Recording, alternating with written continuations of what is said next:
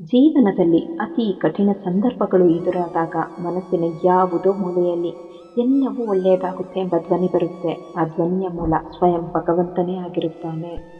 ನೆಮ್ಮದಿ ಎಲ್ಲದಕ್ಕಿಂತ ಸುಂದರ. ಜೀವನದಲ್ಲಿ ನೀನು ಎಂದು ಯಾರಿಗೂ ಮಾಡಿದ ಒಂದು ಉಪಕಾರ ಯಾವತ್ತೂ ವ್ಯರ್ಥವಾಗುವುದಿಲ್ಲ.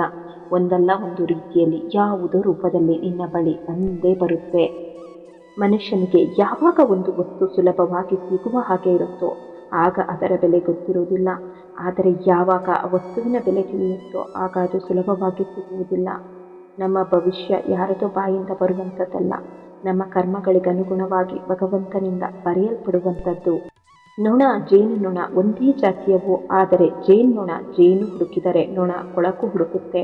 ಅವರವರ ಯೋಗ್ಯತೆಗೆ ತಕ್ಕಂತೆ ಅವರವರ ಪರಿವರ್ತನೆ ಜಗದ ನಿಯಮ. ಜೀವನದಲ್ಲಿ ಯಾರನ್ನು ಅತಿಯಾಗಿ ಪ್ರೀತಿಸಬೇಡಿ, ನಾಳೆ ಅವನು ನಿಮ್ಮ ಶತ್ರುವೂ ಆಗಬಲ್ಲ. ಹಾಗೆ ಯಾರನ್ನೂ ದ್ವೇಷಿಸಬೇಡಿ, ನಾಳೆ ಅವನು ನಿಮ್ಮ ಮಿತ್ರನೂ ಆಗಬಲ್ಲ. ಜಗತ್ತಿನಲ್ಲಿ ಕಾಲಕ್ಕಿಂತ ಶಕ್ತಿಶಾಲಿಯಾದ ವಸ್ತು ಮತ್ತೊಂದಿಲ್ಲ. ಲೋಕದಲ್ಲಿ ಜೀವನವೂ ಸ್ಥಿರವಲ್ಲ, ಹಾಗೆಯೇ ಧನ, ಯೌವನ, ಮಕ್ಕಳು, ಹೆಂಡತಿ ಈ ಯಾವುದೂ ಸ್ಥಿರವಲ್ಲ. ಆದರೆ ಎರಡು ಮಾತ್ರ ಸ್ಥಿರವಾಗಿ ಉಳಿಯುವುದು, ಒಂದು ಧರ್ಮ, ಇನ್ನೊಂದು ಕೀರ್ತಿ. ಗುರಿ ತಲುಪುವವರೆಗೆ ವಿಶ್ವವನ್ನೇ ಮರೆತರು ವಿಶ್ವಾಸವನ್ನು ಮರೆಯದಿರು. ಕಷ್ಟವನ್ನು ನೋಡಿ ಬೆಳೆದ ಮಕ್ಕಳು ಜೀವನದಲ್ಲಿ ಎಂತಹದ್ದೇ ಸವಾಲುಗಳು ಬಂದರೂ ಸೋಲುವ ಮಾತೇ ಇಲ್ಲ. ಸೊಕ್ಕಿದವನು ಸೊರಗಲೇಬೇಕು, ಬೀಗಿದವನು ಬಾಗಲೇಬೇಕು, ಏರಿದವನು ಇಳಿಯಲೇಬೇಕು, ಮೆರೆದವನು ಮಣ್ಣಾಗಲೇಬೇಕು, ಉರಿದವನು ಬೂದಿಯಾಗಲೇಬೇಕು. ಇದು ಕಾಲಚಕ್ರದ ನಿಯಮ. ತಾವು ಮಾಡಿರುವ ಕರ್ಮಗಳಿಗೆ ತಾವೇ ಜವಾಬ್ದಾರರು. ಪಾಪವಾಗಲಿ ಪುಣ್ಯವಾಗಲಿ ಅದನ್ನು ತಾವೇ ಅನುಭವಿಸಬೇಕು. ಇದರಿಂದ ಯಾರೂ ತಪ್ಪಿಸಿಕೊಳ್ಳಲು ಸಾಧ್ಯವಿಲ್ಲ.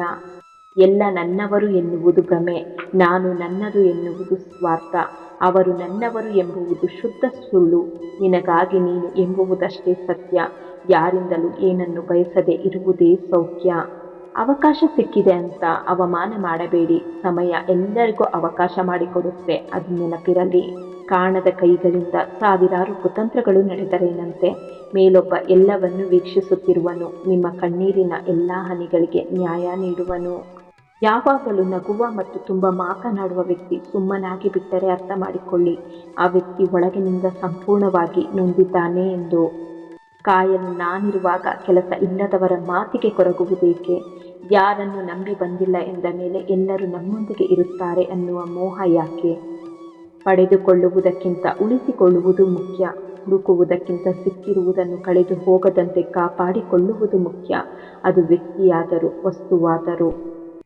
ಮಾತು ಕಣ್ಣು ಮನಸ್ಸಿನ ಕನ್ನಡಿ, ಮನಸ್ಸಾಕ್ಷಿಯೇ ನಿಜವಾದ ಕನ್ನಡಿ. ಮುಖ ನೋಡುವ ಕನ್ನಡಿಗಳಿವೆ, ಆದರೆ ಮನಸ್ಸನ್ನು ನೋಡುವ ಯಾವ ಕನ್ನಡಿಯೂ ಇಲ್ಲ. ಬಿದ್ದವರನ್ನು ಕಂಡು ನಗಬೇಡ, ಬಡತನದಲ್ಲಿ ಇರುವುದನ್ನು ಕಂಡು ತಿರಸ್ಕರಿಸಬೇಡ, ಹಸಿದವರನ್ನು ಕಂಡು ಕಾಣದಂತೆ ಇರಬೇಡ. ನಾ ಕಾಲಚಕ್ರದೊಳಗೆ ಇರುವೆನೆಂಬುದನ್ನು ಎಂದಿಗೂ ಮರೆಯಬೇಡ. ಬಿಡುವಿದ್ದಾಗ ಹಣವಿರುವುದಿಲ್ಲ, ಹಣವಿದ್ದಾಗ ಬಿಡುವಿರುವುದಿಲ್ಲ. ಹಣ ಮತ್ತು ಬಿಡುವು ಎರಡೂ ಇದ್ದಾಗ ದೇಹದಲ್ಲಿ ಶಕ್ತಿ ಇರುವುದಿಲ್ಲ. ಇದೇ ಜೀವನದ ಮರ್ಮ. ಯಾರ ಮನಸ್ಸಿನಲ್ಲಿ ನಾನೇ ಸರಿ ಎನ್ನುವುದು ಇರುತ್ತದೆಯೋ ಆತನಿಗೆ ತನ್ನ ತಪ್ಪಿನ ಅರಿವಾಗುವುದಿಲ್ಲ. ಪರಮಾತ್ಮ ನಿನ್ನನ್ನು ಕಷ್ಟಗಳ ಹತ್ತಿರ ಕರೆದುಕೊಂಡು ಹೋಗಿದ್ದಾನೆಂದರೆ ತಿಳಿದುಕೊಂಡು ಬಿಡಿ, ಅವಶ್ಯಕವಾಗಿ ಅವನು ನಿನ್ನನ್ನು ಕಷ್ಟಗಳನ್ನು ದಾಟಿಸಿಕೊಂಡು ಬರುತ್ತಾನೆ. ಜೀವನದಲ್ಲಿ ಸದಾ ಸಂತೋಷದಿಂದ ಇರಬೇಕಾದ್ರೆ ಭಾವನೆಗಳ ಕೈಗೆ ಬದುಕನ್ನು, ನೆನಪುಗಳ ಕೈಗೆ ಮನಸ್ಸನ್ನು, ಆಸೆಗಳ ಕೈಗೆ ಬುದ್ಧಿಯನ್ನು, ಕ್ಷುಲ್ಲಕ ಜನರ ಮಾತುಗಳಿಗೆ ಕಿವಿಯನ್ನು ಯಾವತ್ತೂ ಕೊಡಬಾರದು. ಜ್ಯೋತಿಷ್ಯ ಶಾಸ್ತ್ರ, ಸಂಖ್ಯಾಶಾಸ್ತ್ರ, ವಾಸ್ತುಶಾಸ್ತ್ರ ಇವುಗಳಿಂದ ನಮ್ಮ ಜೀವನದಲ್ಲಿ ಸುಖ ಶಾಂತಿ ಸಿಗುವುದಿಲ್ಲ. ಬದಲಾಗಿ ನಾವು ಮಾಡುವ ಒಳ್ಳೆಯ ಕರ್ಮಗಳಿಂದ ಮಾತ್ರ ನಮಗೆ ಸುಖ ಶಾಂತಿ ಸಿಗುತ್ತೆ. 3 ಇಂಚಿನ ನಾಲಿಗೆಯು 6 ಅಡಿಯ ಮನುಷ್ಯನನ್ನು ಕೊಲ್ಲುತ್ತೆ. ನಾವು ಎಷ್ಟು ಓದಿದ್ದೇವೆ ಎಂಬುವುದು ಮುಖ್ಯವಲ್ಲ, ಆ ಓದು ನಮಗೆ ಎಷ್ಟು ಸಂಸ್ಕಾರವನ್ನು ಕಲಿಸಿದೆ ಎಂಬುದು ತುಂಬ ಮುಖ್ಯ. ಹಿಡಿದು ನಡೆಸುವ ಕೈಗಳು, ಪ್ರೀತಿಯಿಂದ ಆಲಿಸುವ ಕಿವಿಗಳು, ಜೊತೆಗೆ ಅರ್ಥ ಮಾಡಿಕೊಳ್ಳುವ ಹೃದಯ ನಮ್ಮೊಡನಿದ್ದಾಗ ಇನ್ಯಾವ ಭಾಗ್ಯವೂ ಬೇಕಿಲ್ಲ. ಹಣ ಮನುಷ್ಯನನ್ನು ಬದಲಾಯಿಸೋದಿಲ್ಲ, ಬದಲಾಗಿ ಮನುಷ್ಯನ ನಿಜ ಸ್ವರೂಪವನ್ನು ಹೊರಹಾಕುತ್ತೆ ಅಷ್ಟೇ.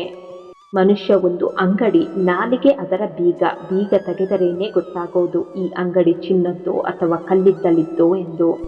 ನಿಮ್ಮೆಲ್ಲ ಕಷ್ಟಗಳಿಗೆ, ತೊಂದರೆಗಳಿಗೆ 2 ಕಾರಣ. ಒಂದು ಕೆಟ್ಟವರ ಮೇಲೆ ನಂಬಿಕೆ ಇಡುವುದು, ಇನ್ನೊಂದು ಒಳ್ಳೆಯವರ ಮೇಲೆ ಸಂಶಯ ಪಡುವುದು. ನಿಮ್ಮ ಮನಸ್ಸನ್ನು ನೋಯಿಸಿ ಇಲ್ಲ ಸಲ್ಲದ ಮಾತುಗಳನ್ನಾಡಿ ಅಂಥದ್ದೆಲ್ಲ ಅಂದು ನಾ ಅಂದಿಲ್ಲ ಎಂದು ಪ್ರತಿವಾದ ಮಾಡುವ ವ್ಯಕ್ತಿಗಳಿಂದ ಸ್ವಲ್ಪ ದೂರಾನೇ ಇರಿ. ಯಾಕೆಂದರೆ ಕಾಲಚಕ್ರದಲ್ಲಿ ಎಲ್ಲರೂ ಒಂದೇ. ಕರ್ಮಫಲ ಯಾರನ್ನೂ ಬಿಡುವುದಿಲ್ಲ. ತಾಳ್ಮೆಯಿಂದ ಕಾದು ನೋಡಬೇಕು.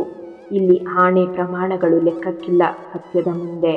ಚಳಿಗಾಲದಲ್ಲಿ ಯಾವ ಸೂರ್ಯನ ನಿರೀಕ್ಷೆ ಇರುತ್ತೋ ಅದೇ ಸೂರ್ಯನಿಗೆ ಬೇಸಿಗೆ ಕಾಲದಲ್ಲಿ ತಿರಸ್ಕಾರವೂ ಇರುತ್ತೆ. ಹಾಗೆಯೇ ನಿಮಗೆ ಮೌಲ್ಯ ಸಿಗುವುದು ನಿಮ್ಮ ಅವಶ್ಯಕತೆ ಇದ್ದಾಗ ಮಾತ್ರ.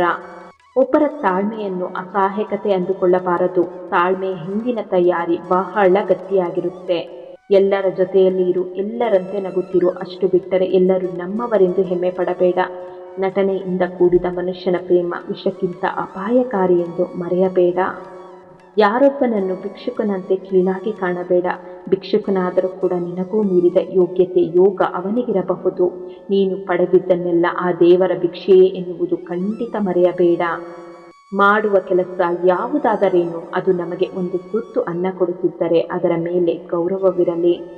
ನನ್ನನ್ನು ನಂಬಿದವರಿಗೆ ನಾನು ಮೋಸ ಮಾಡೋದಿಲ್ಲ. ನನಗೆ ಮೋಸ ಮಾಡಿದವರನ್ನು ಮತ್ತೆ ನನ್ನ ಜೀವನದಲ್ಲಿ ಎಂದಿಗೂ ನಂಬೋದಿಲ್ಲ.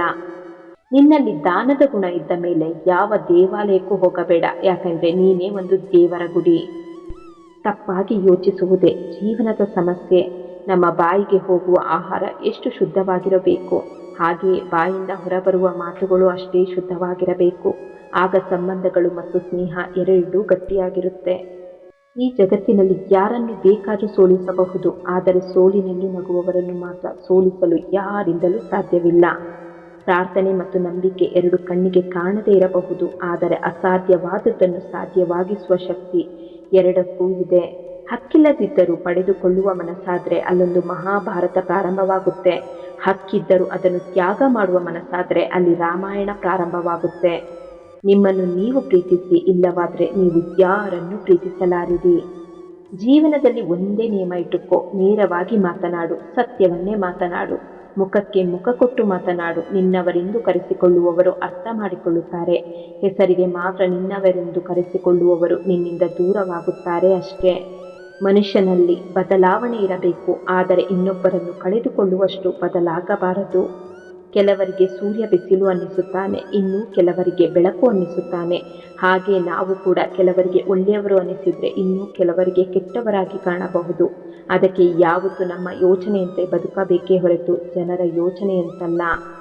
ಎಲ್ಲಿ ಯಾರ ಹೆಸರಿನ ಅನ್ನವಿರುವುದೋ ಸಮಯ ಅವರನ್ನು ಅಲ್ಲಿಗೆ ಕರೆದುಕೊಂಡು ಹೋಗುತ್ತೆ. ಯಾರು ಯಾರೋ ಕೊಟ್ಟಿದ್ದನ್ನು ತಿನ್ನುವುದಿಲ್ಲ, ತನ್ನ ಅದೃಷ್ಟದಲ್ಲಿ ಇರುವುದನ್ನೇ ತಿನ್ನುತ್ತಾರೆ. ದಿಕ್ಕು ತೋಚದೆಡೆಗೆ ಪಾದವಿಡು, ಅಲ್ಲಿಂದ ಗೊಂದಲ ಮುಕ್ತಿಯಾಗಿ ಹೊಸ ಪಾಠದ ಕಲಿಕೆಯ ಹಾದಿ ಉಗಮವಾಗಬಹುದು. ಜಗತ್ತಿನ ಶ್ರೇಷ್ಠ ಹಾಗೂ ಸುಂದರವಾದ ಪುಸ್ತಕ ಯಾವುದೆಂದರೆ ಅದು ಬೇರೆ ಯಾವುದೂ ಅಲ್ಲ, ಸ್ವಯಂ ನೀವೇ. ನಿಮ್ಮನ್ನು ನೀವು ಸರಿಯಾಗಿ ಅರ್ಥ ಮಾಡಿಕೊಂಡ್ರೆ ಜೀವನದಲ್ಲಿ ಬರುವ ಸರ್ವ ಸಮಸ್ಯೆಗೆ ಸಮಾಧಾನ ಕಂಡುಕೊಳ್ಳಬಹುದು. ಜೀವನದಲ್ಲಿ ಒಮ್ಮೆಯಾದರೂ ಅವಮಾನ ಆಗಲೇಬೇಕು. ಯಾಕೆಂದರೆ ಅವಮಾನ ಸಹಿಸಿಕೊಳ್ಳದೆ ಸನ್ಮಾನ ಮಾಡಿಸಿಕೊಂಡವರು ಯಾರೂ ಇಲ್ಲ. ಪರಮಾತ್ಮನಲ್ಲಿ ಏನನ್ನಾದರೂ ಬೇಡುವುದಾದರೆ ಪರಮಾತ್ಮನನ್ನೇ ಬೇಡು. ಪರಮಾತ್ಮ ನಿನ್ನವನಾದರೆ ಸರ್ವಸ್ವವು ನಿನ್ನದೇ.